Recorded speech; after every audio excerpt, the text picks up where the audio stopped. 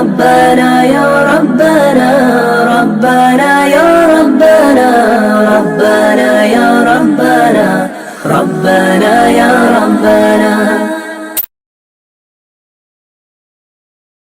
Assalamualaikum warahmatullahi wabarakatuh. Alhamdulillahi rabbil alamin, wassalatu wassalamu ala ashrafil anbiya'i wal mursalin sayyidina wa maulana Muhammadin wa ala alihi wa ashabihi wa man da'a bi da'watihi wastanna bi sunnatihi ila yaumi liqa'i rabbih wa ba'du. Subhanaka la ilma lana illa ma 'allamtana innaka antal alimul hakim. Rabbi shrah li sadri wa yassir li amri wahlul 'uqdatam min lisani yafqahu qawli. Yang sama-sama kita hormati pengerusi masjid, hadirin hadirat, muslimin muslimat, insyaallah kita semua dimuliakan Allah Subhanahu wa taala. Amin ya rabbal alamin. Ada setengah golongan bahkan agama yang mengatakan bahwa hari kiamat itu tidak ada, kerana alam semesta ini qadim, kekal abadi. Maka dibantah dalam sifat 20, wujud, qidam, baqa, mukhalafatuhu lil hawadis, yamuhu binafsihi, wahdaniyah, qudrat, iradat, ilmun, hayat, sama', basar, kalam.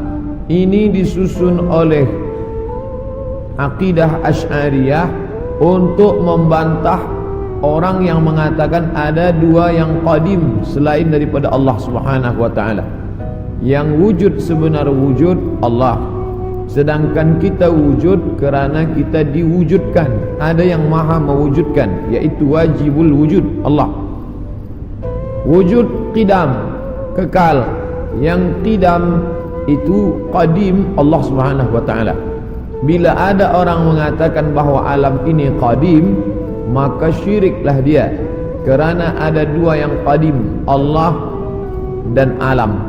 Maka dalam Islam kita diajarkan an tu'mina billah wa malaikatihi wa kutubihi wa rusulihi wal yaumil akhir, bahawa dunia akan berakhir dan kita semua akan mati dan alam semesta ini akan hancur. Maka Syekh Muhammad Abduh memulai tafsir Al-Manar tidak dari Al-Fatihah, tapi daripada juzuk 30 amma yatasaalun. Sebab juzuk 30 itu banyak bercerita tentang hari kiamat. Maknanya kalau orang diajak bercerita tentang awal Al-Baqarah, dia bercerita tentang alladzina yuqimunas shalah wa yu'tunaz zakah wa yunfiquna mimma.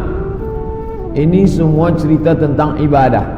Bagaimana mungkin orang bercerita paham ingin beribadah kalau dia menyangka bahawa alam ini kekal dan abadi? Oleh sebab itu dalam Islam diajarkan bahawa alam ini akan binasa. Definisi makna alam, ma siwallah, semua yang selain daripada Allah alam. Saya, puan, tuan, alam semesta, ma siwallah, maka semua akan binasa. Yang kekal abadi hanya Allah Subhanahu wa taala. Bila ada orang mengatakan alam ini kekal, maka bagaimana dengan dosa?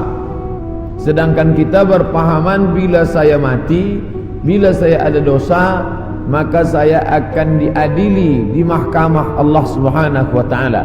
Selepas itu ada surga, ada neraka. Sedangkan mereka yang berpahaman bahawa alam ini tidak binasa, maka roh itu masuk dari satu tubuh ke tubuh yang lain. Roh saya keluar masuk ke tubuh yang lain.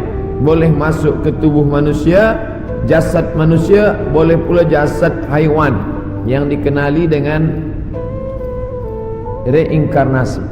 Masuk roh dia ke tempat yang lain. Ini di antara pahaman yang meyakini bahawa alam ini tidak berakhir.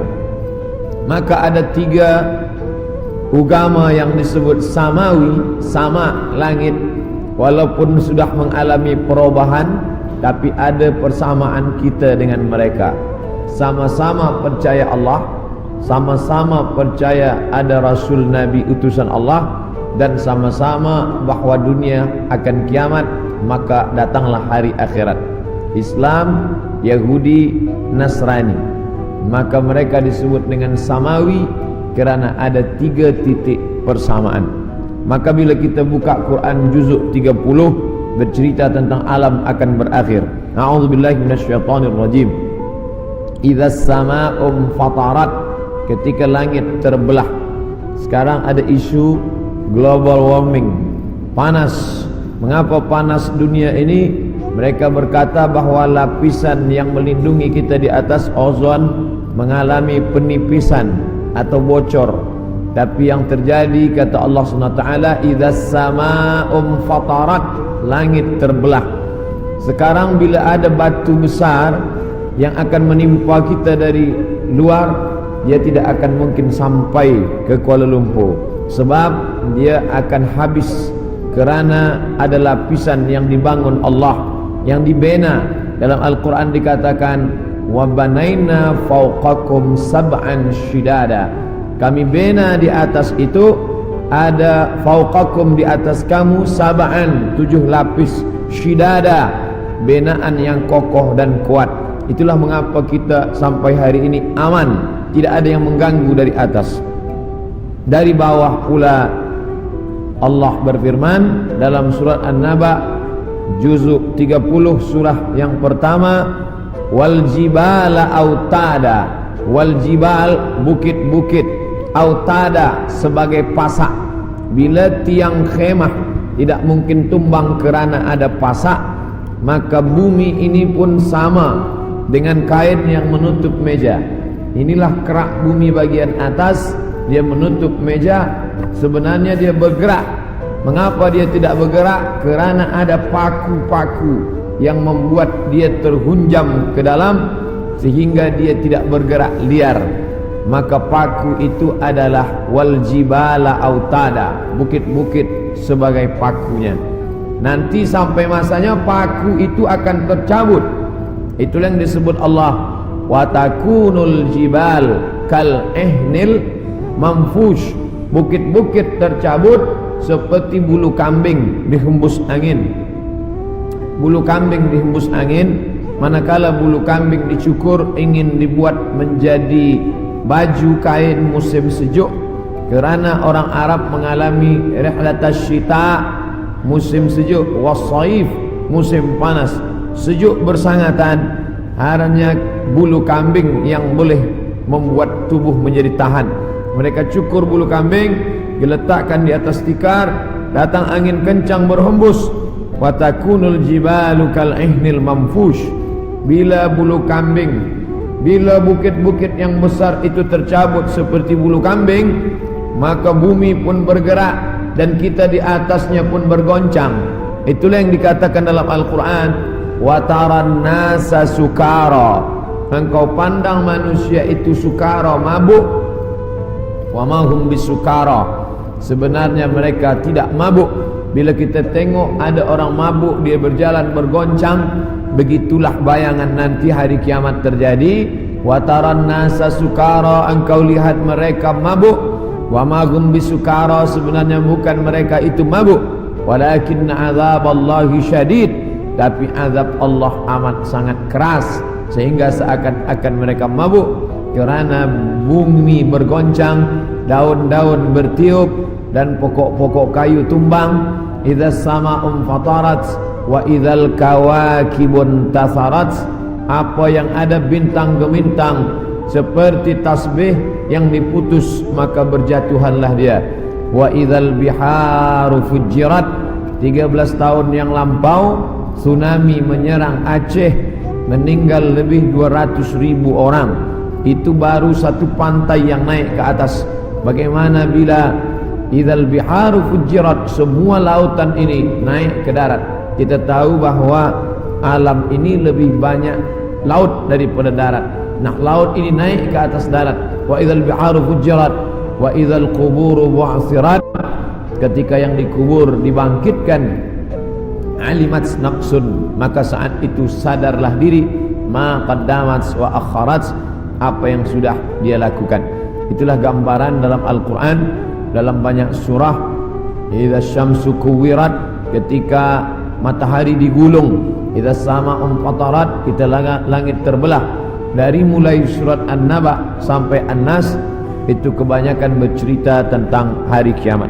Maka saya sendiri pernah mengajarkan tafsir surah-surah pendek, kerana dengan mengkaji tafsir surah pendek ini, juzuk 30, membangkitkan rasa takut kepada Allah, memahami bahawa alam ini akan berakhir dan dunia akan kiamat.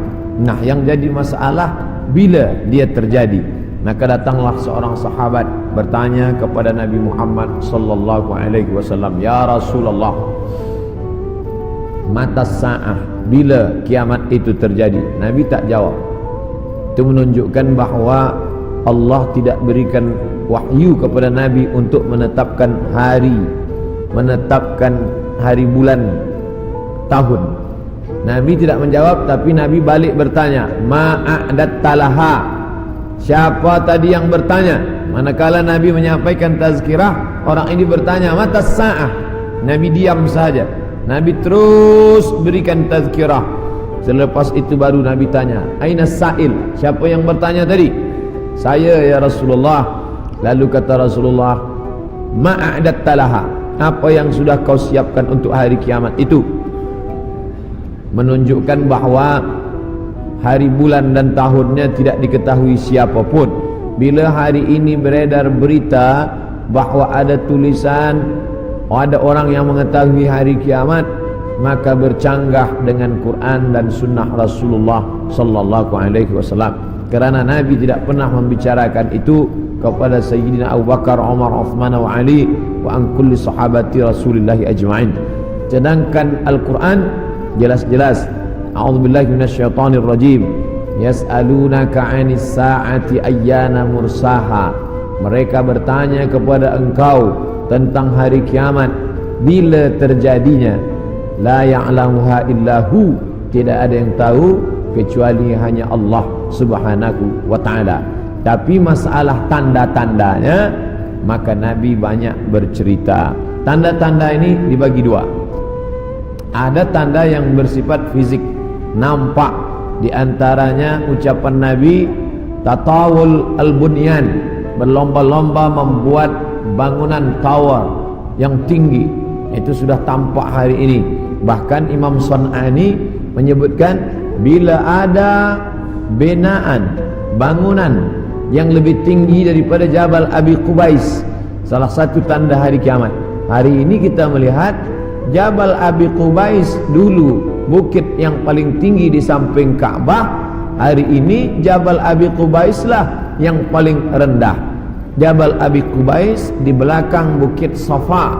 Bila kita naik ke atas bukit Safa, ingin memulai sa'i menghadap ke arah kiblat, tepat di belakang kita Jabal Abi Qubais yang dipotong, dikerat, kemudian di atasnya dibina istana Raja Fahad. Dulu kerana Makkah itu seperti kuali, lalu kemudian di tengah itu Ka'bah, maka bukit-bukit di sekeliling yang paling tinggi adalah Jabal Abi Qubais. Hari ini Jabal Abi Qubais paling rendah, ditambah gedung-gedung tinggi dan Zamzam Tower paling tinggi. Maka ini salah satu tanda fisik yang nampak oleh mata. Lalu kemudian tentang bagaimana seorang ibu antalidal amatu rabbataha, seorang budak hamba sahaya melahirkan tuannya. Ini pun juga fisik, nampak dia oleh mata. Ada dua makna bahawa seorang hamba sahaya melahirkan tuannya. Yang pertama maknanya ketika umat Islam berkuasa, lalu kemudian dia menguasai suatu kawasan, maka perempuan-perempuan itu menjadi budak, dan budak-budak ini melahirkan anak-anak yang merdeka. Maka maknanya Islam punya kekuasaan yang luas. Akhirnya ibunya budak hamba sahaya, anaknya orang merdeka. Makna pertama. Sedangkan makna yang kedua adalah antalidal amatu rabbataha, maknanya seorang ibu melahirkan anak dan anaknya menderhaka, sehingga seolah-olah ibu menjadi budak dan anak menjadi tuan. Ini pun fisik, nampak dengan nyata. Saya termasuk suka mengkaji tanda-tanda yang tampak, tapi sebenarnya yang lebih condong daripada hadis-hadis itu adalah bukan benda, tapi condong kepada maknawi, makna yang terkandung di balik suatu ucapan Nabi sallallahu alaihi wasallam. ربنا يا ربنا ربنا يا ربنا ربنا يا ربنا ربنا يا ربنا ربنا يا ربنا